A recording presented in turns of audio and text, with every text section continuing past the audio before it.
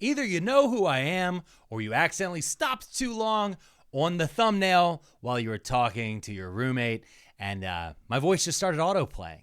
Because that's how YouTube works, right? YouTube. We're here to pipeline the kids. That means hey, calm down. Pipelining means something different on YouTube, okay? It's about natural gas. No, this is great. Today is January 10th, 2025. It's Friday night, and I'm here to talk to you guys about the TikTok ban because TikTok went in front of the Supreme Court today. Now, did I listen to all the oral arguments? Do I have a law degree? Do I have any experience at the Supreme Court? None. But that doesn't matter because this is about yapping. These are yap apps at the end of the day. TikTok is a yap app. Instagram is a yap app. YouTube, the grandfather of them all, of yap apps, and all of them have their content ripped, clipped, and thrown up on Twitter, where they do what? That's right, they yap. That's why you can always follow me on Blue Sky or any of the other different places. Go, maybe I did it correctly this time. Go look down below. Look down below. Go to the show notes or the description. That's what they say, the description. The reason why TikTok is being banned is quite simple, and actually it was laid out multiple times during the Supreme Court hearing today.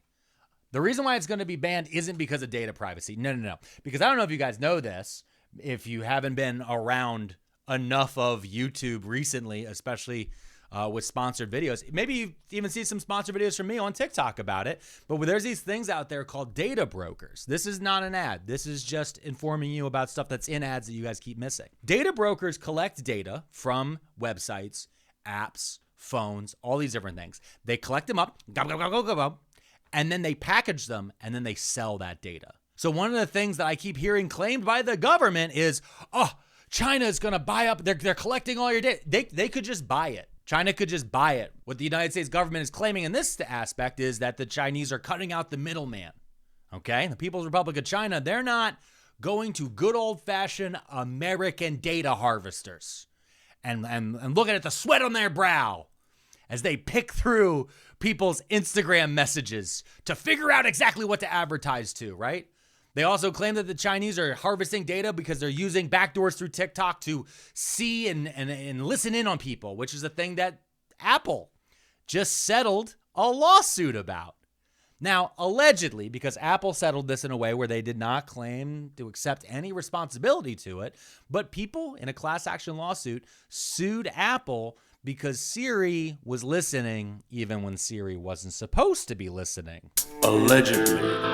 The lawsuit claimed that Siri was listening and then Apple was using that information to sell to advertisers. The same way Google has been accused of reading people's emails and reading their searches and all these other different things to sell that information to advertisers. The same way Facebook has been accused of collecting people's data and then selling it to people directly to advertisers to also manipulate people's views on the world that they could then use for advertisers or other nefarious purposes. Because at the end of the day, on all of these apps, the biggest thing the United States government was afraid of is that the TikTok algorithm, the For You page, the thing that convinced everybody that they were bisexual in 2021, the United States federal government was afraid that the People's Republic of China would use the For You page to make Americans argue with each other and destroy the United States of America. An astute observation has led to laughter. We are laughing. Yep. In fact, one of the big things that was claimed by the government was that in the days following the October 7th attacks in Israel, that it was TikTok that made the kids not want to support the destruction and genocide in Gaza. Yeah, that was TikTok's fault. With such overwhelming support for us to shut down potentially TikTok or other entities of that nature. If you look at the postings on TikTok and the number of mentions of Palestinians relative to other social media sites, it's overwhelmingly so among TikTok broadcasts. It wasn't anything they saw on Twitter. It wasn't anything that they saw on Instagram. It wasn't the Instagram live feeds of people surviving shellings. It wasn't blown up kids across all of the internet until every single website slowly figured out which hashtags were being used, and now we have to talk about Palestinians in coded language. No. It was TikTok. It also highlights exactly why we included the TikTok bill in the foreign supplemental aid package, because you're seeing how these kids are being manipulated by certain groups or entities or countries to foment hate on their behalf and really create a hostile environment here in the U.S. I actually looked senators dead in the face. I met a couple of them, and I told them, with a TikTok ban looming, hey, I understand what your big concern is. I understand that you're afraid that the algorithm could be pointed as like a gun. But here's the thing about America. We don't ban guns, do we? We don't ban guns. But they looked at the TikTok algorithm in particular and 170 million Americans using it, and they said, that's a lot of bullets.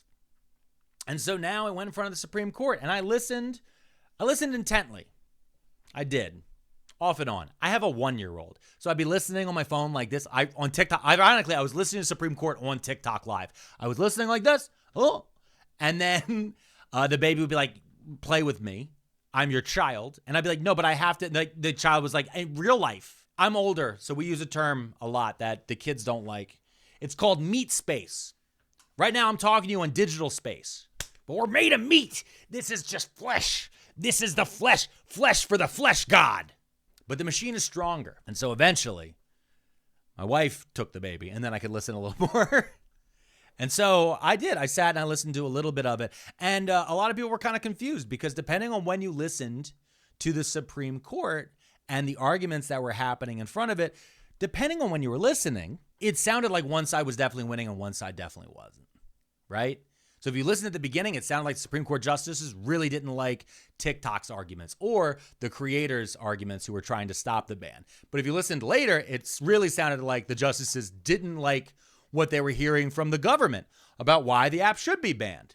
And I'm here to tell you, after listening to it pretty thoroughly, I'm still leaning on the fact that I still believe that on the 19th, the ban may still go into effect. And that's just because... I'm going to be honest with you. The reason why I believe that is just because nothing has been going right. That's just what I feel about it, right? Let me run down a couple reasons how nothing's going right. Today is January 10th, 2025, right? The president-elect of the United States was formally convicted of 34 felonies in New York State today. They discharged his sentence, though. That's right. Donald Trump, discharge. Jeff Bezos came, Bill Gates came, Mark Zuckerberg came. Many of them came numerous times. The bankers have all come. Everybody's coming. That's not what I meant. Also, Vincent Kennedy McMahon, Donald Trump's best friend. You might have heard of him. He used to run a little company called the WWE. Or if you're really old, you might remember it as the WWF. Vincent Kennedy McMahon reached a settlement with the Securities and Exchange Commission today to actually admit to paying off women who he had sexually harassed. And one of those women is currently suing him for, let me check my notes, human trafficking. Anyway, Vince settled with the SEC, and his wife, Linda McMahon, is currently in the running to, run the American education system as the Secretary of Education. Oh, great. It's going so good, everybody. And then we have the TikTok ban. LA's still on fire. And there's just so much more that's happening. Every time I open any app right now, it's chaos and it's scary.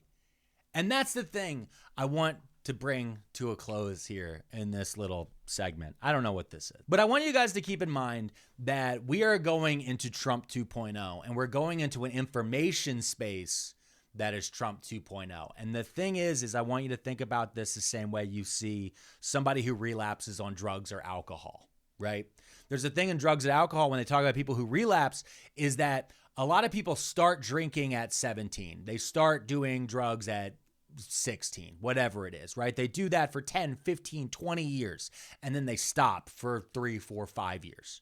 When they restart, when they relapse, they don't start slow. If you relapse on drugs and alcohol, you don't restart at 17. No. you restart where you left off at 28. And so we're going full bore into the daily horrors across all of our Yap apps again. When you wake up in the morning, depending on which app you open, you're going to be blasted in the face with the most horrific images you've ever seen. It's going to happen over and over again. You're going to hear details about plans and government operations that you didn't think possible. You'll hear the sirens, you'll look to the sky, and you're going to pretend that the ash is snow. So what I'm telling you is take a breath, take your time, pick the area and pick the things that you care for the most and try to build defenses around them there, both in your own soul, but also figuring out how to shore up things at home. Good luck, good night, and I'll see you around.